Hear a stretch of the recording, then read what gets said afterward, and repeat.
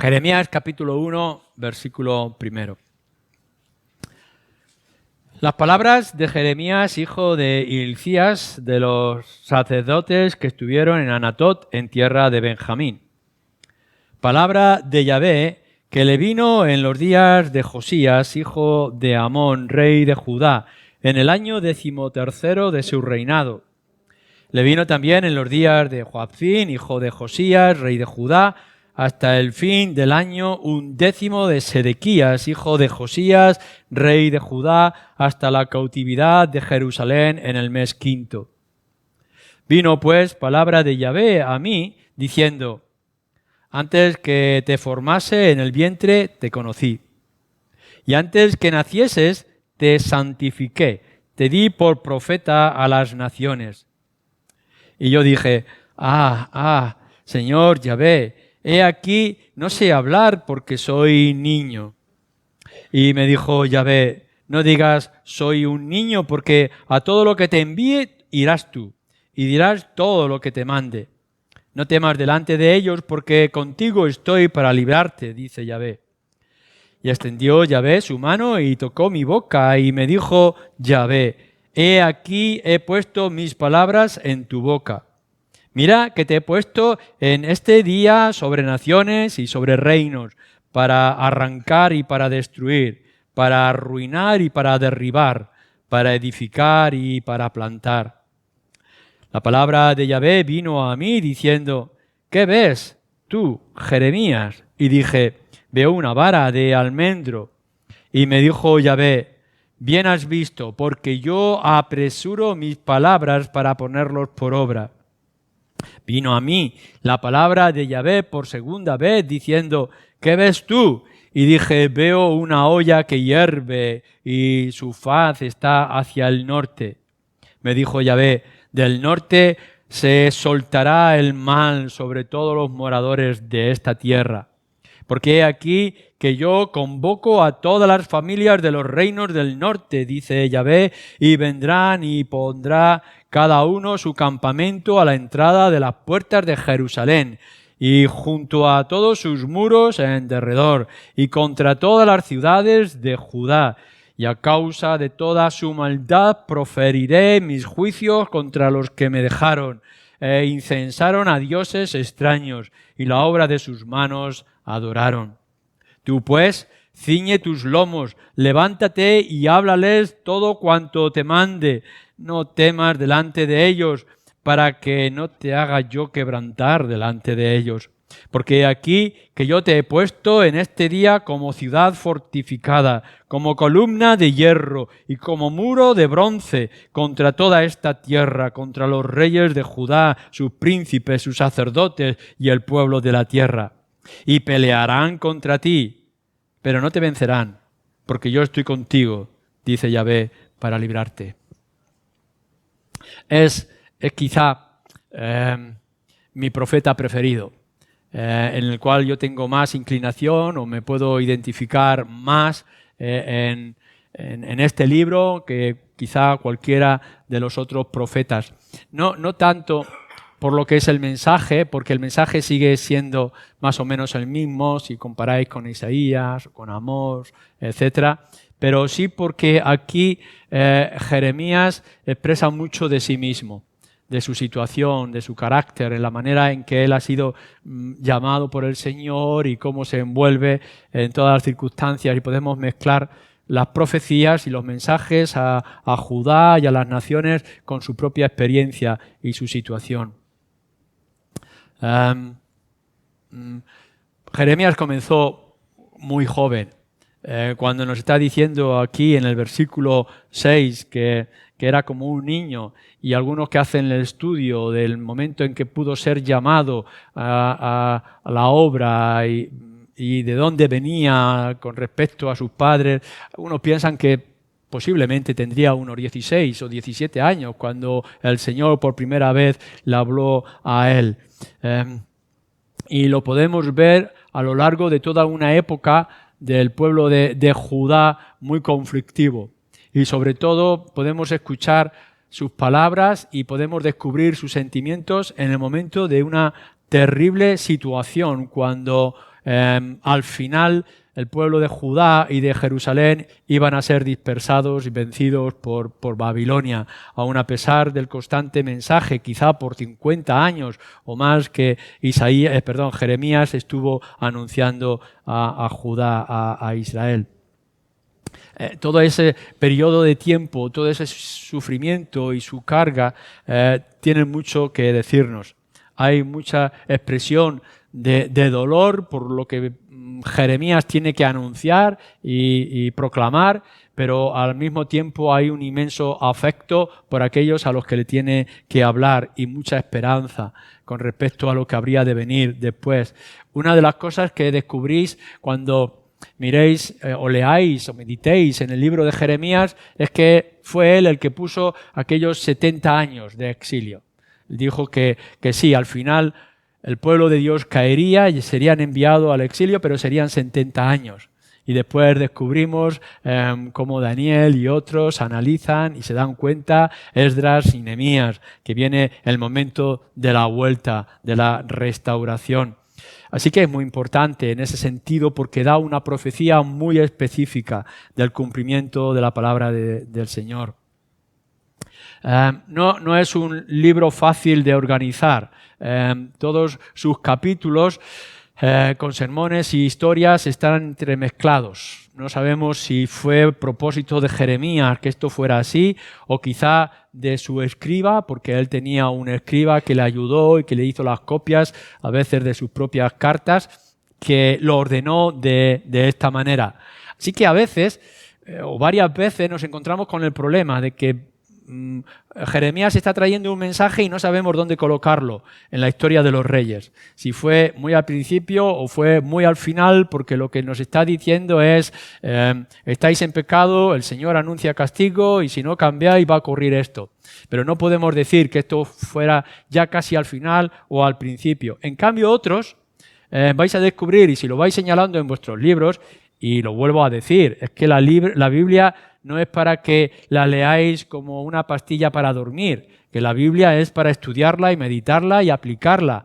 Y si realmente leéis un libro como este de Jeremías y ponéis vuestros coloretes de rotuladores o de lápiz o tomáis vuestras notas, podréis ver que en algunos de esos mensajes proféticos está la fecha. Cuando dice en los días del rey tal o del rey cual. Entonces podemos colocarlo en la época de Josías o en la época de Sedequías, etcétera, etcétera. Así que gran parte del libro sí lo podemos colocar cronológicamente, pero no está en el orden que nosotros lo tenemos. Y la recopilación que hace Baruch tiene que ver mucho con la historia del propio Jeremías, de lo que él describe y las copias que hace de los libros, porque en alguna ocasión lo que él escribió fueron quemados o fueron rajados por los opositores. No entramos en el bosquejo porque podríais hacer vuestros propios bosquejos de orden para que podáis entender y comprender el libro, tomar los versículos o los pasajes, las ideas tan importantes, cruciales que nos dice la carta que está escribiendo, por ejemplo, a los que van a ser exiliados, cómo se debe de corresponder en un mundo pagano, un pueblo creyente en la esperanza y orar por sus gobernantes para que ellos mismos tengan paz, cómo analiza el estado del corazón del ser humano, del creyente y del no creyente, cuando dice que no confiemos en corazón alguno o en hombre alguno, y algunas de sus palabras, de sus mensajes resaltan mucho del poder del Evangelio para incluso nuestra propia época. Pero lo que yo quisiera centrarme, podríamos hacerlo mucho y dedicar mucho tiempo al libro de Jeremías, yo quisiera acercarme a que pudiéramos ver el mensaje y el mensajero de una manera mezclada. Como el mensajero también proclama el mensaje con su propia vida y su propio carácter. Y sin quedarnos en lo que es el mensaje profético concreto, lo que podemos descubrir con respecto a sí mismo. Por ejemplo, en todo lo que se describe y todo lo que descubre acerca de sí mismo es inmensamente rico para enseñarnos. Dios le llama a él como profeta no por casualidad, sino incluso antes de que naciera.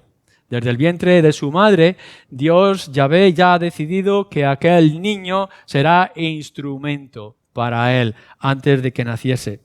Y incluso cuando todavía era torpe de expresión, porque era un joven, todavía él mismo se dice como niño, dice: a ti qué te importa lo que tú seas, yo estaré contigo, yo pondré palabras en tu boca. Y este capítulo 1 nos lo dice claramente, cómo Jeremías puede sentir la palabra de Dios en él, y en algún otro lugar nos dirá: no podría hacer otra cosa sino hacer lo que el Señor me ha dicho, o la palabra me quema por dentro y por tanto tengo que decirla. Lo que vemos en diferentes partes de Jeremías es la sensibilidad, lo emotivo que Jeremías era. Por ejemplo, en el capítulo 6, versículo 1,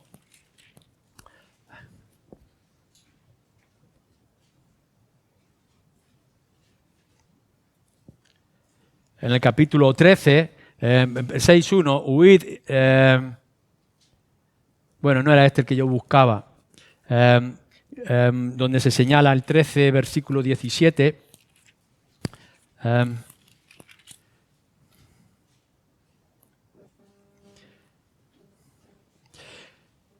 13:17, mas si no oyereis esto en secreto, llorará mi alma a causa de vuestra soberbia, y llorando amargamente se desharán mis ojos en lágrimas, porque el rebaño de Yahvé fue hecho cautivo.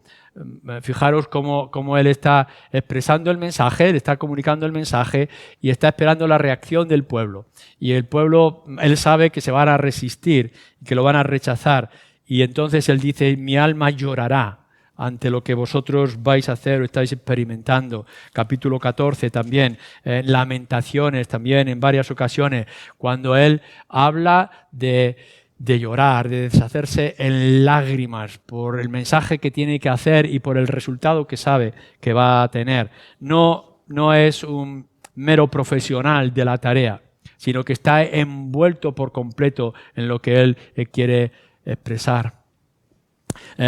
Por otra parte, también podemos ver que a lo largo de su ministerio, de estos más de 50 años, sufrió una completa y total incomprensión de toda la gente. Incluso nos dice en el capítulo 12, versículo 6, que es de su propia familia. Porque aún tus hermanos y la casa de tu padre, aún ellos se levantarán contra ti, aún ellos dieron grito en pos de ti. No lo creas cuando bien te hablaren. Podéis imaginar lo que esto estaba significando para un profeta como él, por causa del mensaje que tenía que traer, ni aun su propia familia.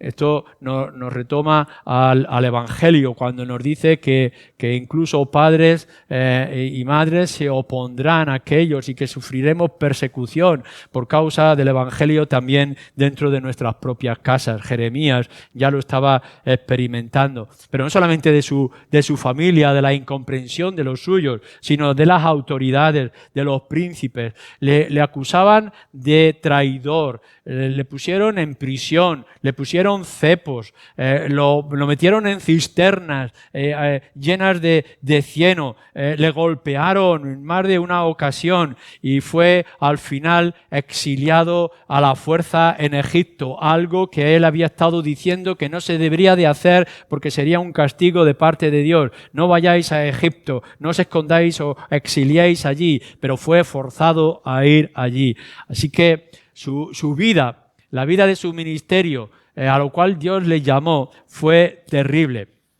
Claro, nosotros cuando leemos en el capítulo 1, que nos dice: y pelearán contra ti, versículo 19, pero no te vencerán, porque yo estoy contigo, dice Yahvé, para librarte. y tendremos que poner una interrogación, qué es lo que significa que Yahvé lo iba a librar, si estuvo en prisión, si fue golpeado, si le pusieron un cepo, si lo metieron en una cisterna de cieno. ¿Qué significa esto? Y cómo entendemos que nuestro Señor estará con nosotros hasta el fin del mundo, pero que a la misma vez sufriremos persecución, que no nos tocarán, que ni lo alto ni lo profundo nos podrá dañar, pero seremos como corderos en medio de lobos. Bueno, pues aquí también lo podemos ver. Hay una promesa de parte de Dios de que no te van a dañar, pero no en el cuerpo. En el cuerpo sí te van a dañar, pero no te van a tocar en el espíritu. Así que, a pesar de todo, tú podrás seguir adelante. En el capítulo 16, en el versículo 2, podéis leer que no se le permitió tener mujer o hijos. Así que le dice, tu vida va a estar de tal manera envuelta en el ministerio que yo te doy que no haya opción, o al menos en parte del principio de su vida, a poder tener mujer e hijos. Y no solamente eso, en cierto momento Dios le dice, mira, vas a comprar esta tierra y la vas a hacer tuya cuando sabemos que vas a perder toda la tierra porque van a venir los babilónicos y lo van a invadir. Así que tú compra la tierra pero no la vas a disfrutar. O por lo menos no se nos describe en el libro al final de sus días que pudiera llegar a disfrutarle. Imaginaros cuando nos está diciendo el Señor algo parecido a nosotros, que tengamos que hacer ciertas cosas, pero la esperanza que va a venir no la vais a disfrutar vosotros. El Señor viene y vendrá con su poder y gloria, pero nosotros quizá tengamos que morir en el martirio o aún esperando su venida. Lo podemos ver también en el libro de Jeremías. Llega a tal punto que podemos descubrir en momentos que Jeremías se queja a Dios.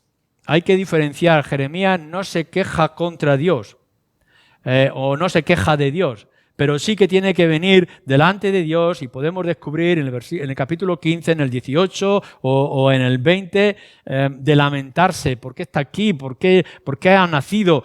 ¿Por qué no se muere?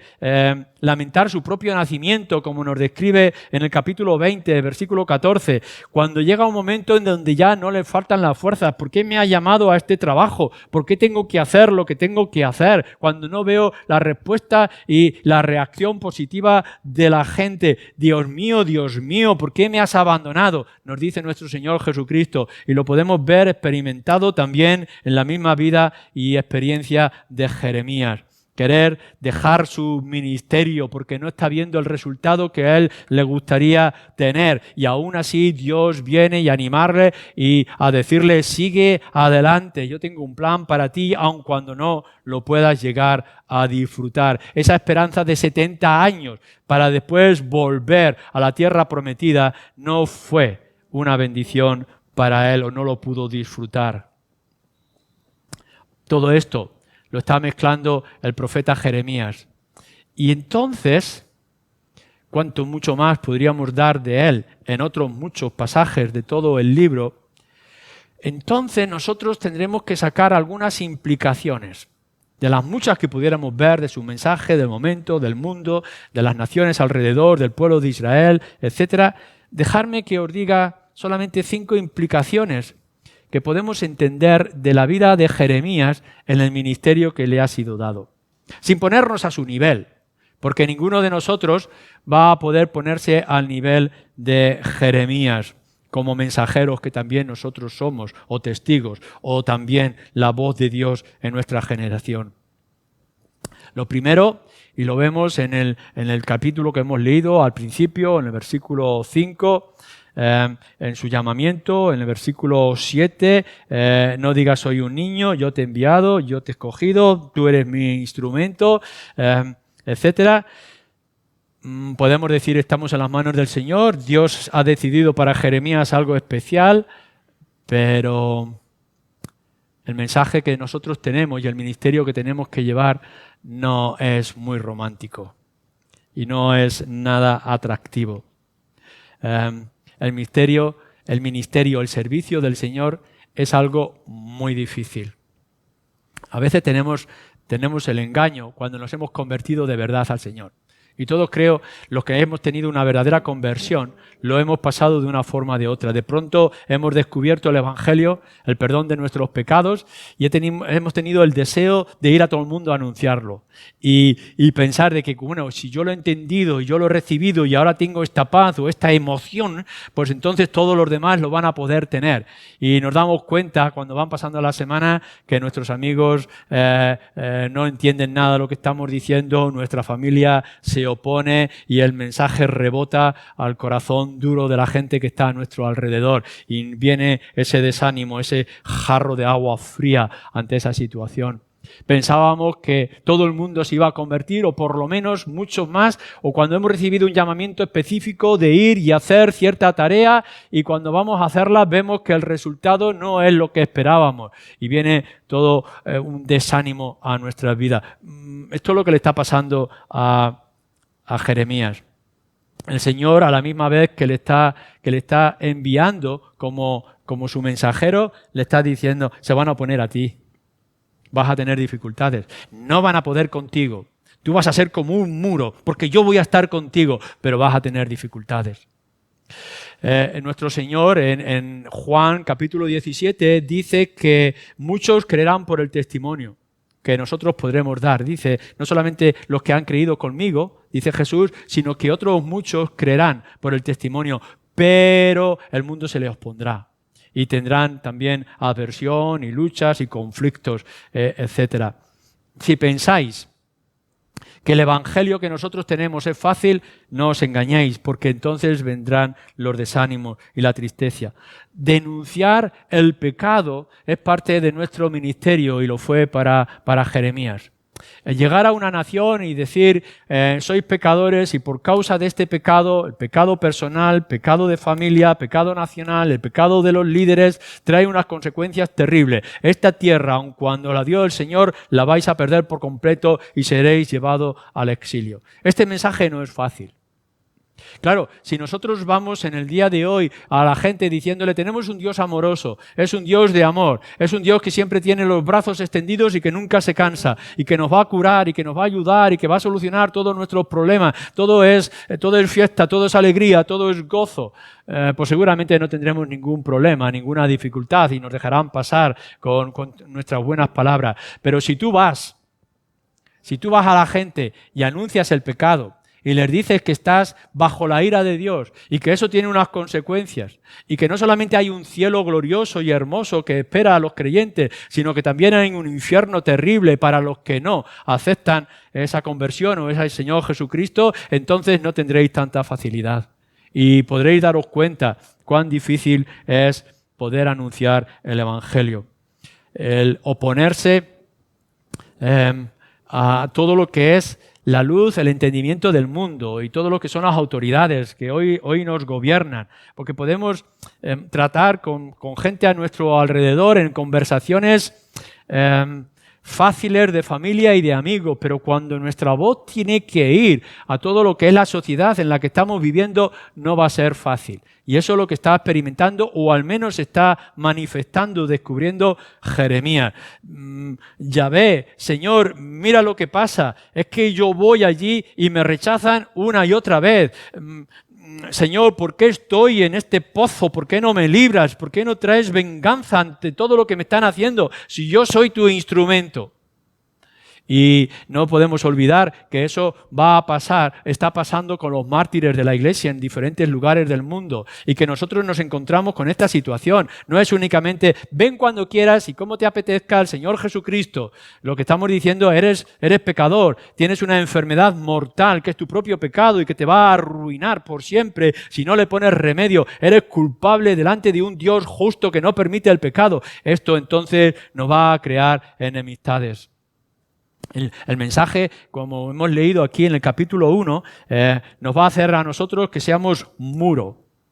Es decir, vamos a ser una barrera, vamos a crear un choque, va a haber un enfrentamiento. Somos como el bronce en aquel momento. En otro lugar nos dice en el capítulo 5 que seremos como fuego para las naciones que están alrededor. O en el capítulo 23 nos dice, le dice a Jeremías que él será martillo, que va a golpear y que va a romper. Esto es lo que hace el Evangelio, quebranta las conciencias, remueve a la gente. No podemos llegar simplemente con las buenas palabras para ser aceptados. Tenemos que ir con todo el consejo de Dios, tenemos que ser claros y contundentes. Para que la gente pueda entender a Cristo, antes tiene que entender la ley. Para que pueda ver lo que es la gracia, antes tiene que ver la culpabilidad. Para que pueda apreciar la misericordia de Dios, tiene que ver antes la justicia de Dios. Y todo esto nos va a crear una lucha constante. Y esto es lo que experimenta constantemente Jeremías. Casi solo. Constantemente solo. Quizá le escriba alguno que le puede defender, aquel que le echó unas sogas para poder sacarlo de aquel cieno del pozo. Algunas bendiciones que encontró a lo largo del camino, muy escasas. Pero en todo su ministerio pudo sentirse solo y así lo manifiesta. Y totalmente incomprendido, aun cuando otros profetas también estaban anunciando en otros lugares lo mismo que él, soportando esa constante oposición día tras día tras día. Versículo 8. No temas delante de ellos, porque contigo estoy para librarte, dice Yahvé. Es una realidad en la que nos vamos a encontrar tú y yo, si somos fieles al mensaje de nuestro Dios. Si no somos parciales en nuestra selección de pasajes. Si vamos únicamente con aquello que pueda ser amoldable o del gusto de las naciones, no estaremos dando todo el consejo de Dios y seremos culpables. Si vamos al mundo diciéndole que hay paz, paz, paz, cuando realmente no hay paz, somos culpables de dar un mensaje dañado y por tanto limitar o impedir la salvación de la gente. Tendremos que ir al mundo y decirle: hay un conflicto, hay una guerra, tienes una enemistad, estás en un peligro terrible. Si no cambias tu actitud, irás directamente a la condenación de la ira de Dios, para luego poder decir que todo aquel que cree, tema o se convierta podrá ser salvo. Es duro para Jeremías en su mensaje anunciar algo que es inevitable. Jeremías sabe desde el principio que será inevitable la destrucción de Jerusalén, de Judá, y por tanto vendrá el exilio. Eso va a ocurrir, ya está anunciado. Sabe que puede haber un retraso, que el Señor puede detener ese acontecimiento un poco más, como lo hizo con algunos de los reyes como Josías, pero la destrucción vendrá. Nosotros tenemos la esperanza del cielo y nos alegramos de poder saber que hay un lugar que es en el cielo. El privilegio de saber que estaremos con la presencia del Señor toda la eternidad.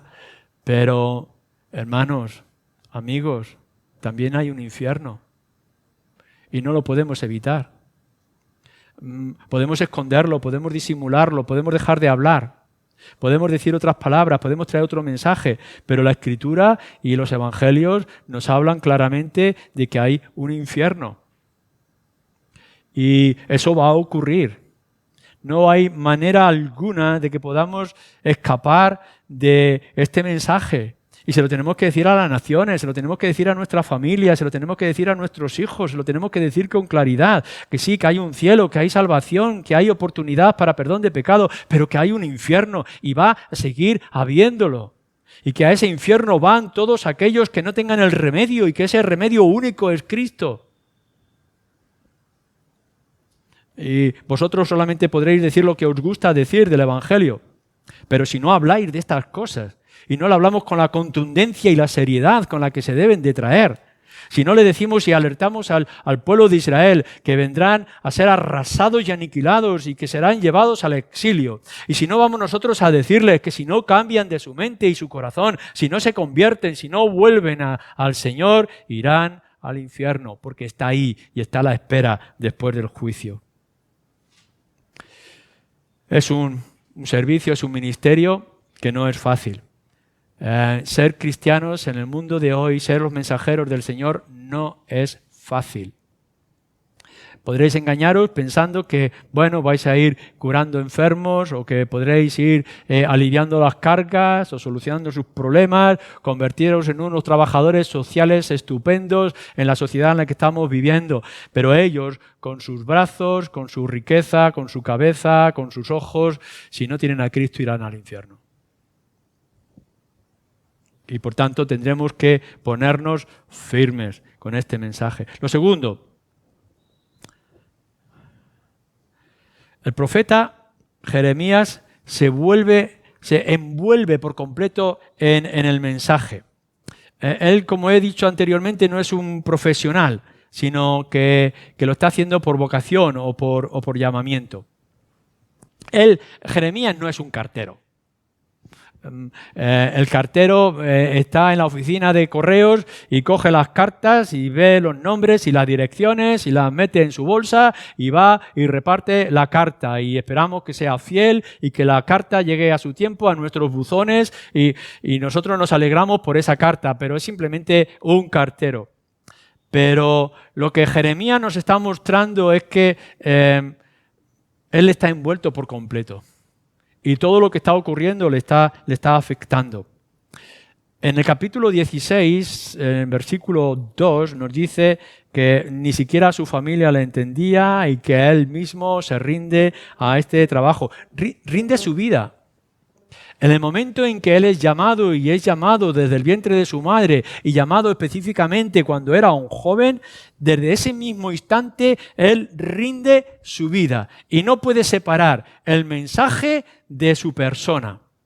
Y nosotros los creyentes tenemos o debemos de tener esa misma actitud. Uno puede pensar, iba caminando por esta vida, me he encontrado con la Escritura, con un amigo que me ha hablado del Evangelio, quizás mis padres, me he convertido, sigo con mi vida. Esto no es así. No habéis entendido el Evangelio si esto es de otra forma. Y la experiencia de Jeremías nos lo está diciendo. En el momento mismo que el Señor Jesús toca tu corazón, en el momento mismo que te das cuenta de tus pecados y aceptas a Cristo como tu Salvador y como tu Señor, te conviertes en su instrumento, en su siervo, en su mensajero, en su heraldo. Y no lo puedes separar. Y de manera constante en los evangelios podremos ver que nosotros no solamente predicamos con la boca, llevando un mensaje que repetimos como un papagayo, sino que además lo predicamos con nuestras obras y con nuestra actitud. No es únicamente que tengamos la oportunidad de repartir un folleto a alguien para que lo lea, sino que nosotros mismos, con lo que somos, con lo que tenemos, estamos dando también un mensaje. No puede haber contradicción. Y Jeremías lo manifiesta y lo siente, lo experimenta en sí mismo, y por tanto las consecuencias generalmente malas para Jeremías las sufre porque las está viendo y las está sintiendo en sí mismo. Ir a una generación, su familia, la nación, y decirle que son pecadores, y decirle que el enemigo está a las puertas, que esa ciudad fantástica que ellos tienen, que fue la promesa por generaciones que Yahvé les dio en el pasado, va a ser arruinada y destruida por completo. Y cuando está diciendo esto, ¿cómo no lo va a sufrir? ¿Y cómo no va a experimentar dolor? Es lo que le ocurre a nuestro Señor Jesucristo. ¿Recordáis cuando se encuentra en Jerusalén y ve la ciudad y nos dice el Evangelio de Lucas que llora ante lo que sabe que va a ocurrir? No simplemente es que le está diciendo vendrán tiempos de dolores donde incluso las mujeres embarazadas no podrán tener tiempo para correr y esconderse, que vendrá una destrucción en el año 70 de Jerusalén que ocurriría. Y nuestro Señor Jesucristo, que sabe lo que va a venir, llora. ¿Cómo podemos ir nosotros dar un mensaje, ya sea de esperanza, ya sea de condenación a nuestra generación, y no sentir en nosotros lo que estamos diciendo o cómo lo estamos experimentando? ¿Cómo simplemente podemos repetirlo con la frialdad o la indiferencia de lo que hay a nuestro alrededor? Pablo, cuando se está despidiendo de los líderes, en el libro de Hechos, capítulo 20, lo podéis leer, dice: cuando yo vine a vosotros, os prediqué todo el consejo de Dios, toda esta enseñanza, con muchas lágrimas. Es que el Evangelio requiere muchas lágrimas. No simplemente podemos llegar, he cumplido mi tarea, me voy a mi casa, me olvido del asunto hasta la mañana siguiente que vaya a la oficina. No, no es así. Y podemos ver gente que está en peligro. Podemos ver a personas que si siguen así se van a destruir por completo para toda la eternidad. Y le anunciamos el Evangelio. Y de pronto oímos que han fallecido y que han fallecido sin ese Evangelio. Qué dolor y qué tristeza. No podemos separarnos, no podemos mostrar frialdad cuando no lo hay. Y Jeremías lo sufre. ¿Qué le pasa a este pueblo que no quiere comprender, que no lo quiere aceptar, que no escucha el mensaje? ¿Qué va a ocurrir con ellos? Si nosotros no nos contagiamos de esta naturaleza de Jeremías, nuestro mensaje quedará en el aire y no tendrá el poder de la pasión y de saber lo que eso significa si el hombre o la mujer no se convierte. Tal es así que Jeremías le duele el pensar que quizá está fracasando. En el capítulo 20, versículo 9, nos lo está diciendo, que no está produciendo el fruto que él esperaría y está tentado a dejarlo todo. Bueno, hay algo importante que tenemos que decir ahora y lo tendremos que decir más adelante. Aquí el fruto, la riqueza del ministerio no está en la gente que se convierte, sino en la fidelidad con que tú estás proclamando. El Señor le ha dicho a Jeremías, haz esto, no podrán contigo, tú eres muro, tú eres fuego, tú eres martillo, haz esto, no podrán contigo. Pero eso no quiere decir que las multitudes se vayan a convertir. Y nosotros podemos ver que lo que hay a nuestro alrededor no importa, hazlo, porque esta es la voluntad del Señor, sigue adelante. Es un ministerio, por tanto, muy difícil ser portavoz de Dios. El profeta, el mensajero, el creyente se tiene que envolver por completo en este trabajo. Y esto requiere una relación personal con Dios. Volver otra vez, cuando miréis en todo lo que es el libro de Jeremías, y podréis encontrar constantemente que Jeremías está dialogando con Dios, orando. Ya sea quizá en alguna ocasión para quejarse. ¿Por qué me pasa esto? ¿Qué es lo que está ocurriendo? ¿Por qué tú no haces algo? Yahvé, Dios. Ora por sí mismo, para que pueda tener fortaleza, para seguir adelante, etc. Ora por el pueblo, intercediendo por ellos. Y lo podemos ver delante de Dios pidiéndole. Incluso, en un momento, Dios le dice, no ores más por este pueblo. No se van a convertir. En el capítulo 7, en el versículo 16, se lo dice Dios a él.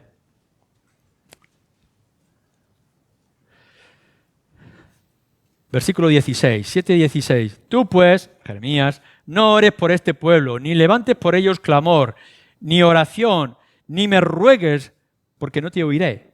¿No ves lo que estos hacen en las ciudades de Judá y en las calles de Jerusalén? Etcétera, etcétera.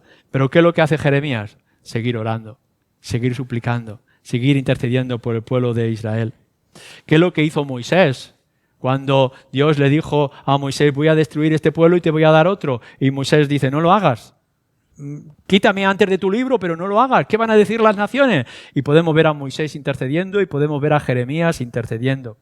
¿Sabéis qué? Mirar, no vamos a tener fruto, no vamos a tener respuesta en nuestro ministerio, no vamos a tener consuelo si no hay oración.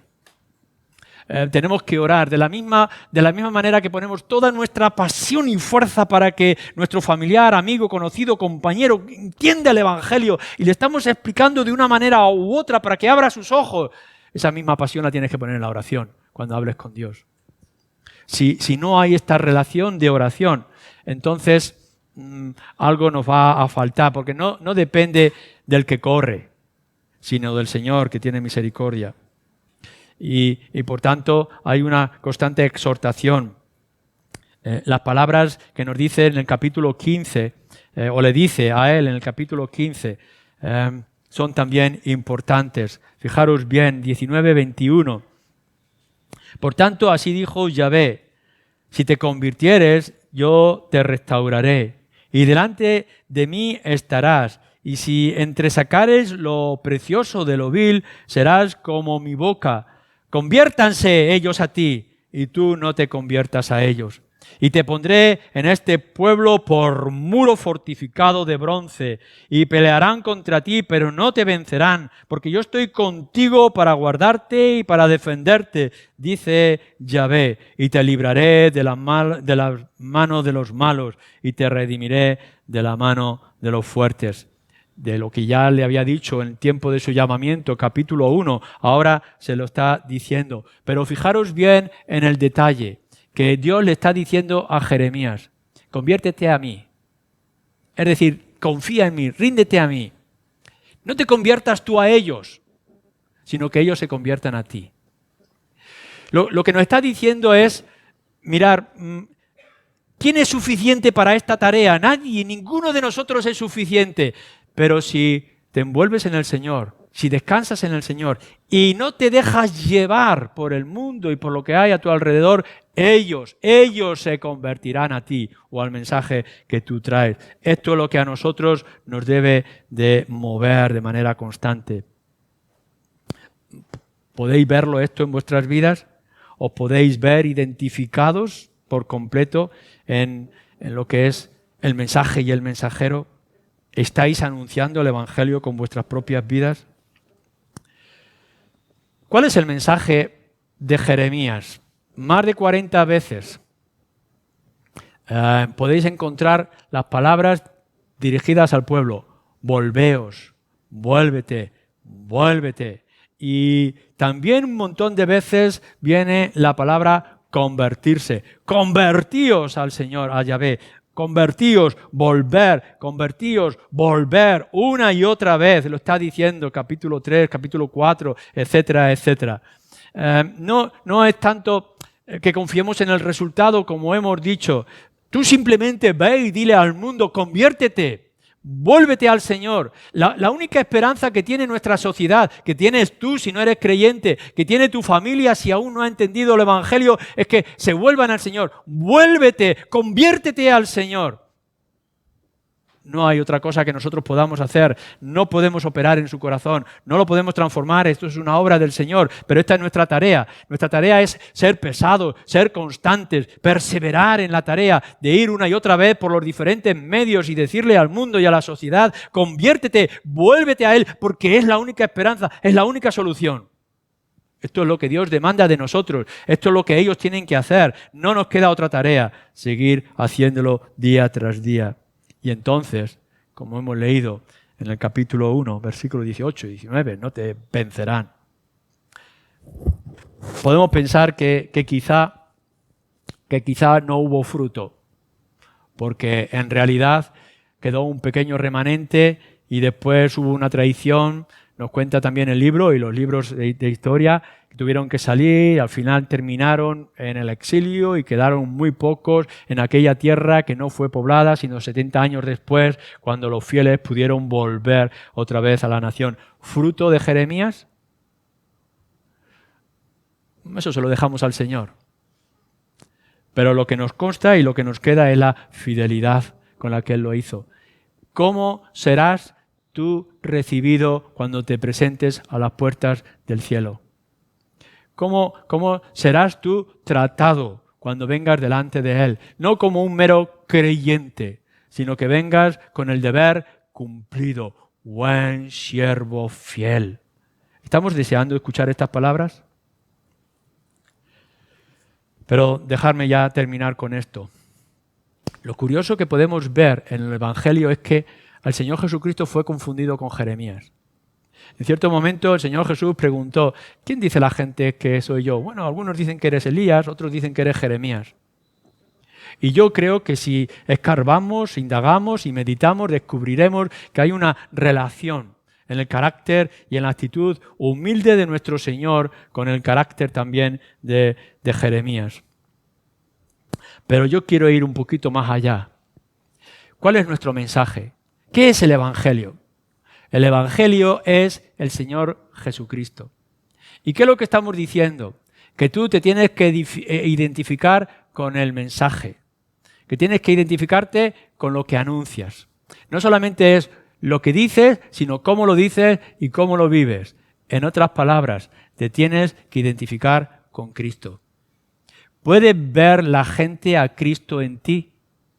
¿Pueden saber que lo que estás haciendo y diciendo es lo correcto? Nuestra identificación total y completa es con el Señor. Seamos como Jeremías, o al menos lo intentemos. Tomemos este precioso mensaje que es el Señor Jesucristo, cubrámonos de Él por completo y vayamos al mundo para que ellos puedan decir, ya no es Él, mas Cristo que mora en Él. Amén.